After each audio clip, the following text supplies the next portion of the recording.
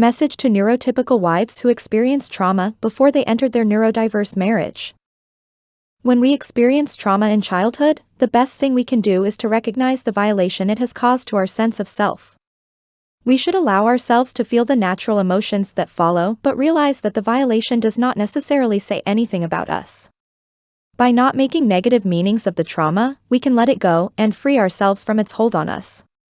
Trauma can be a difficult thing to deal with as it generates many emotions that can stay with us for a long time.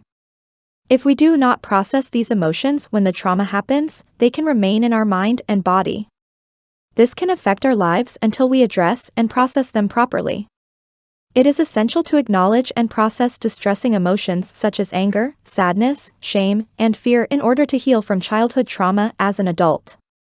Feeling and processing emotions can be challenging, especially regarding negative emotions like anger and sadness. Often, crying or confronting others can be seen as socially unacceptable, leading us to suppress our emotions instead of dealing with them. For children, this can be even more difficult as something small that an adult can brush off can have a lasting impact on a child's mental health. For example, an insult about appearance can lead to issues such as body dysmorphia and depression. The emotional wounds we experience during childhood can indeed have a significant impact on our adult lives.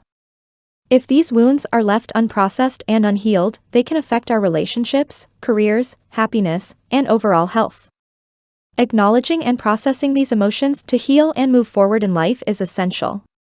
By allowing ourselves to feel and work through our feelings, we can free ourselves from emotional baggage and live a happier, healthier life.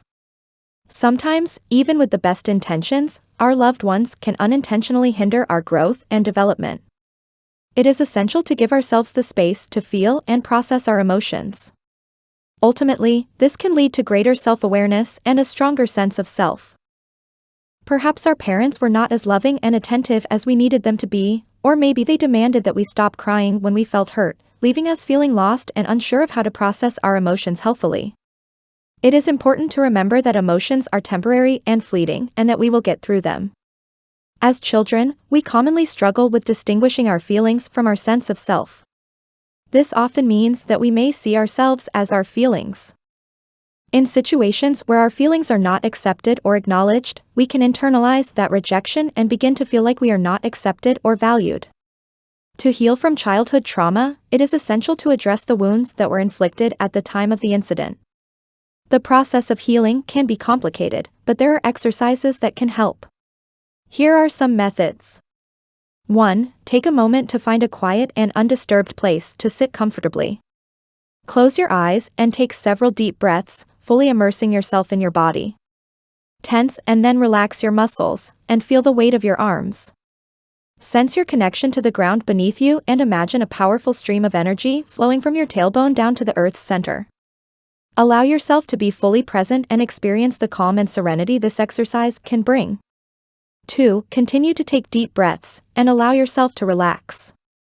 Take a moment to mentally scan your body for any sensations. This process is known as percolating, because your emotions will stir and bubble inside you. Pay attention to any physical responses you may feel, such as tingling, tightness, or burning sensations. Each of these sensations is information that can help you better understand your past experiences. Take some time to explore these sensations and silently describe them to yourself in as much detail as possible. 3. As you work towards healing from trauma, it is important to embrace a mindful approach and accept all the emotions that come with it. It may be difficult, but try to say to yourself, "I love myself for feeling angry, sad, anxious, etc., regardless of whether you believe it." This practice can help you fully acknowledge and accept your feelings, including the ones that are harder to deal with. Remember to be kind to yourself and embrace your humanness throughout the process. 4. We must sit with our emotions, even if they are uncomfortable, and allow ourselves to feel and process them without judgment. Acknowledging and welcoming any discomfort we feel and letting our bodies respond as needed is vital. Expressing our emotions productively is crucial to our emotional well-being and helps us to heal. So, we should allow ourselves to cry, yell, or punch something if it helps us to release our feelings. 5. It is essential to reflect on the sensations and emotions you are experiencing. Take a moment to consider if they are connected to any experiences in your past. They might reveal the root of any trauma or negative beliefs you have about yourself. If you struggle to identify the source, try asking yourself what the feeling would say if it could speak. If that does not work, write about the meaning of the feeling in a journal for at least 10 minutes without stopping.